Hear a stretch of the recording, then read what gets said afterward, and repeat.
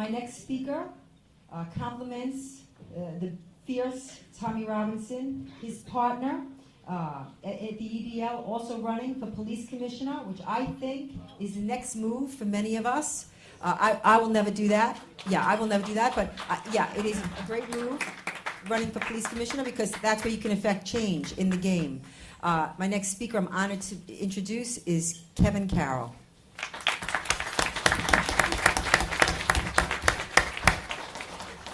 Hello, New York!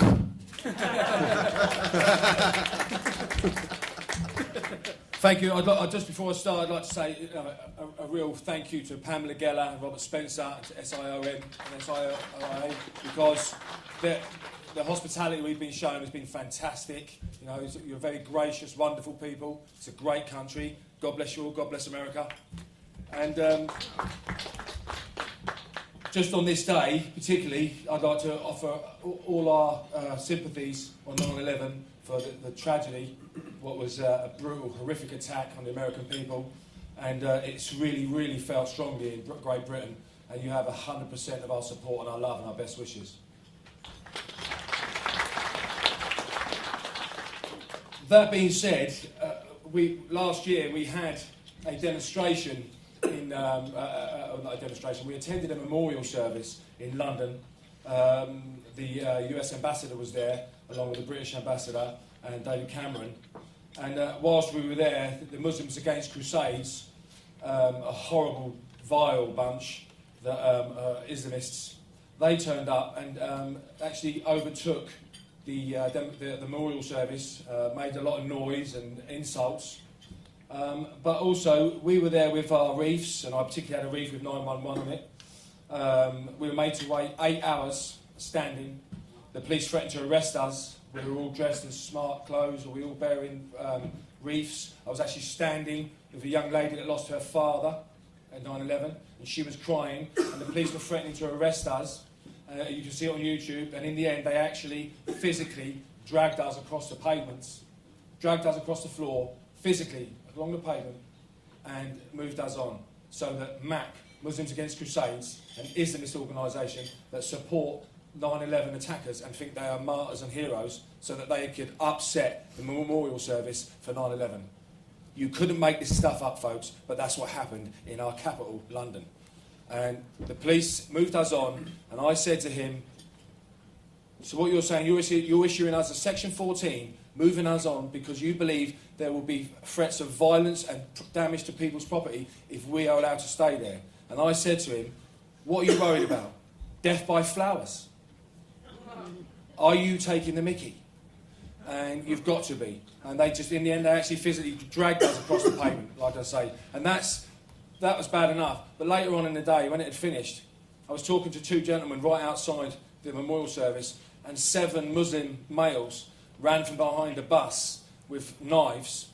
They knocked out 4 young women, hit them straight in the face and knocked them out unconscious, and they stabbed my 2 friends in the lungs and in the back. And they had to be airlifted out of the main high road in London's capital by ambulance. And that's what's going on in London. And that was at a memorial service for 911. And that's the state of affairs. So, with that being said, with the English Defence League, myself and Tommy, obviously we're cousins as well, and we started this, and then you know we've been under a lot of attack, a lot of pressure. Tommy's been under incredible pressure, same as myself. Court cases, for any reason, trumped up. When they burnt the poppies, they arrested Tommy. They arrested myself. They arrested myself for what they called a violent affray, which I didn't commit. 6 police officers swore under oath that I threw this metal barrier at the police, which I would never do. I was found not guilty, and justly so, without witnesses. I don't know what that says. But this is the lengths they're going to silence us. We also know, we have it on good authority, that it's the British Police Force's number one priority, above terrorism, to dismantle the English Defence League and to give its leaders custodial jail sentences. So this stuff is all happening in the UK today, and it's actual fact. Now, the problem is they try and demonise us, and they call us cowards, and they call us this, and they call us Nazis. And to me, these people, they don't know what courage is. To me, courage is someone, a member of the armed forces, that is in Afghanistan and loses his legs or her legs from an IED, and 24 months later is representing their country in the Paralympics running 100 metres. That's courage. That's courage. That is courage. It's easy to harm, it's harder to heal, as we know. And to me, courage is somebody that gets up every day and has to look after a loved one or a sick loved one and sacrifice their own life. That's their own life. That's courage. So when they give us this hard time, it's totally unjustified. And the media, these are the biggest culprits that we've ever come across. They are absolutely in bed with Islam. They are so corrupt. I mean, the British media, not only are they facilitating the Islamification of the UK. Just to give you an idea, I brought a little prop here. It's a local newspaper from my hometown, Luton Town. Now, there were 7 Muslim males arrested, dawn raids, for plotting a terrorist act in Luton Town. We have an army barracks in a place called Leagrave High Street, a very busy shopping centre. Now, these individuals were planning to drive a suicide vehicle into this army barracks, kill all the soldiers, kill all the civilians. It's a very busy shopping centre right on the main road. Now, to get an idea of how corrupt our press is and what we're up against, these individuals, a local newspaper, the week it happened, the front page, bear in mind we're a small town, the front page ran a story about a bus stop. There it is, and about old age pensioners being upset about the misuse and this bus stop. Now, it's one of the biggest stories in Luton's history where 7 men were going to commit mass murder. And on page 15, there it is, 4 in court over terrorist charges. Now, obviously, you know, I'm trying not to be too critical here, but let's just take a minute. Imagine the scene, the editor, the publisher. Oh, I don't know, boss. What do you think? Bus stop? Terrorists. Bus stop? Terrorists. Mass murder? Bus stop? Well, it's a no-brainer. It's the bus stop. You know, and this is what's going on, folks. And you couldn't make it up. You know, it's absolutely ridiculous. And the media is so corrupt. They're actually in bed with Islam. And I've had many an argument with the media. They're demonisers. We also formed, the English Defence League now has gone political. We've got a political wing called the British Freedom Party. It's a legitimate party, registered, because the only way we feel to get in and instigate the changes that we have to make to stop the two-tier politics, the two-tier policing, is to get in amongst them, get your feet under the table and make change happen. That's the only way it's going to happen. So we've organised this. This has been formed. It was one of the biggest political decisions and stories in the last 30 years in British politics. And it wasn't even in the press once. No one's even heard it. They didn't put it in the news, nothing. You know, another mainstream political party's been formed and no one said a thing. And that was deliberate. They spiked it because they don't want the public to know that we've got a political party that they can vote for. Because they want to portray this image of violence, of racism, of we're Nazis, you know. And I coined the phrase in Luton, and it's true to this day. We're not racist. We're not violent. We're just no longer silent.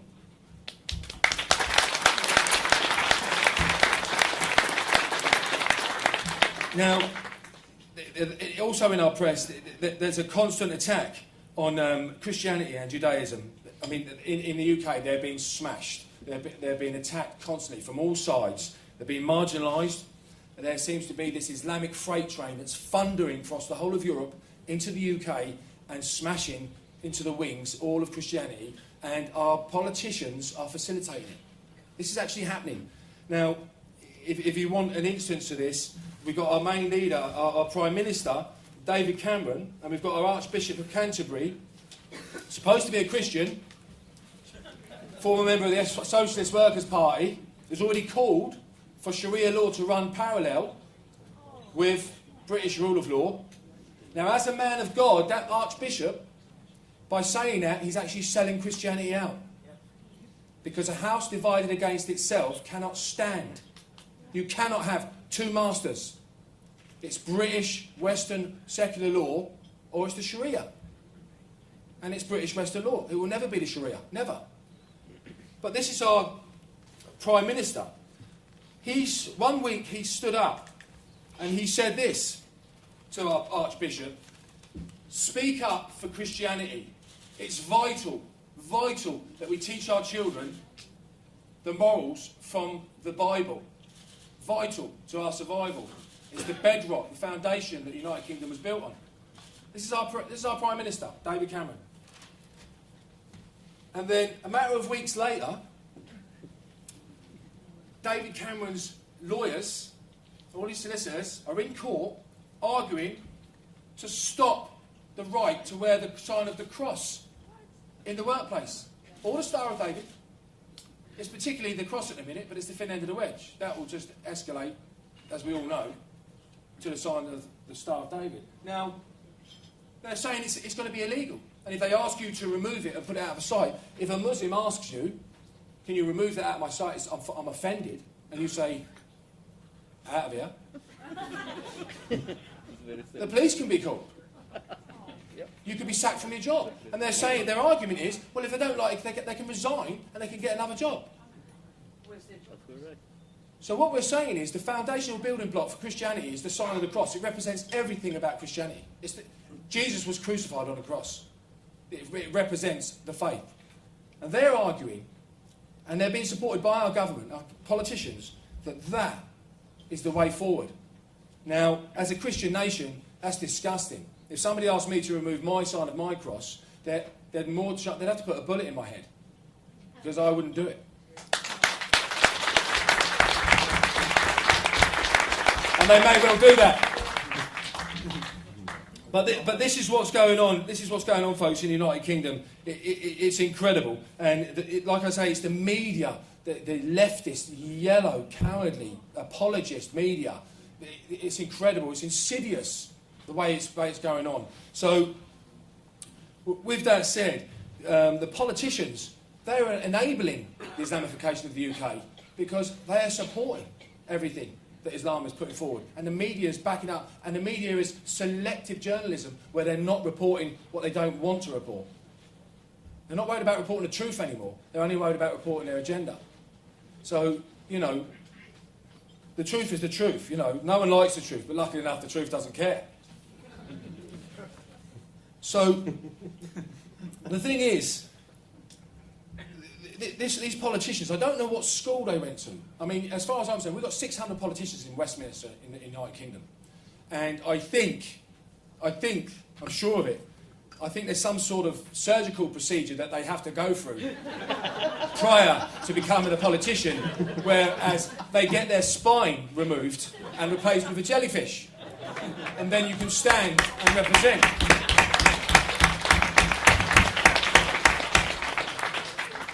Myself and Tommy, obviously with the English Defence League, we've evolved so much, and obviously Tommy is the designer, label, name if you like, and he's the man, and he's displayed such courage, fair play to him, he's gone through the mill. But, like my father always said to him, and I said to Tommy the other day, keep your head up, God always gives his hardest battles to his strongest soldiers. So, fair play to Tommy, I think he deserves a round of applause.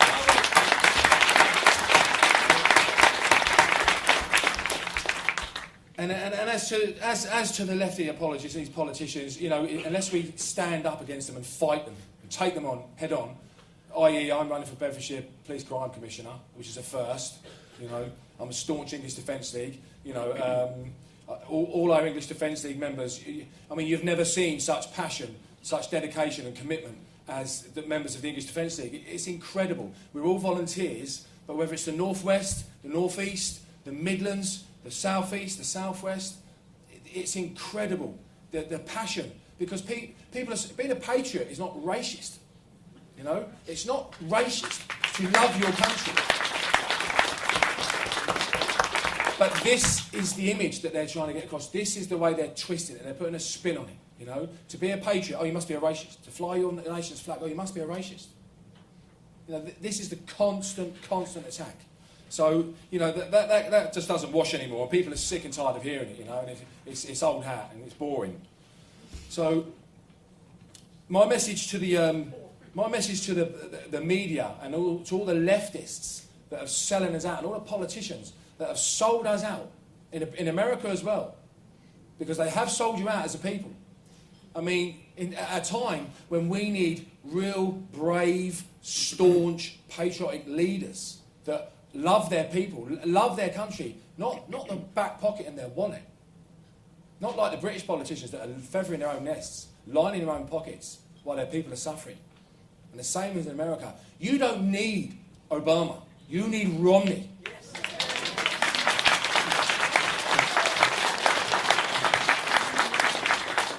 Another term under Obama, and I believe the damage will be too far gone. It'll be irreparable. So, and at a time when we need Winston Churchills, Ronald Reagans, Maggie Thatchers, men and women of courage, of steel, that have got a fire in their belly and have the stomach for the fight and love their people, not themselves, not their egos, but love their nation, love their people, as their forefathers did before them, laid down their life for freedom and democracy, for freedom of speech. All the millions of human beings, all the millions of souls that died fighting for the United States of America, for the United Kingdom, for Europe. These politicians, Obama, Cameron, all of them, they've sold them out. Sold them out. And their names will bear the shame of that for generations to come, because it will be wrote in the history books. It will be wrote that these people were traitors to their people and their country. And that's a fact. And I'd just like to finish on a message. Now, this is a quote, and I'm going to have to read it because it's by a great man, but it encapsulates everything that I believe to be true, and I wish I'd have wrote it, because it's exactly how I feel. And it's the truth. And that's the main thing, the truth. That's the trouble with the politicians today. They don't know what the truth is. They wouldn't know it if it jumped up and bit them on the nose. They have no integrity, no honour, no courage. And I'll just read this out to you, because I'll finish on this, and this is exactly how it is. This is a quote by Winston Churchill, one of the greatest leaders that ever lived. If you will not fight for right when you can easily win without bloodshed, if you will not fight when your victory is sure and not too costly, you may come to the moment when you will have to fight with all the odds against you and only a precarious chance of survival. There may even be a worse case. You may have to fight when there is no hope of victory, because it is better to perish than to live as slaves.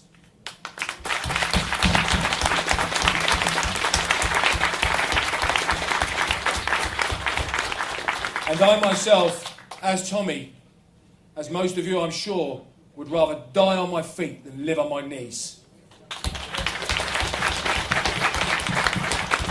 I'd just like to say, thank you, and God bless Pamela and Robert. It's a fantastic conference. A big round of applause for them. Fantastic. And I'd just like to say, God bless Israel. Long may she stand, and long may she reign. She's a shining light, a beacon of hope, surrounded by darkness. God bless her. God bless all our troops, all the British and the American Armed Forces. We love them, we cherish them. Without them, we are nothing. Absolutely nothing. They defend our shores. They defend our shores, and they say, no, you will not come in here and harm us while we sleep at night. They protect our children. God bless them all. They're suffering out there. God bless them. Many, many thanks. God bless you all. You've been great.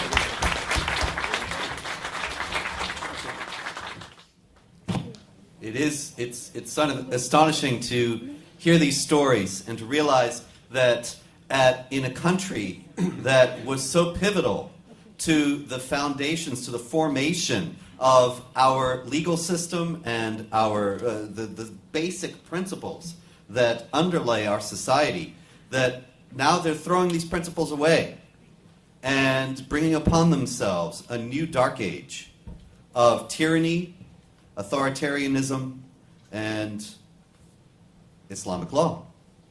Islamic law is, of course, fundamentally opposed to all of the freedoms that the English formulated and that the American founding fathers brought to this continent.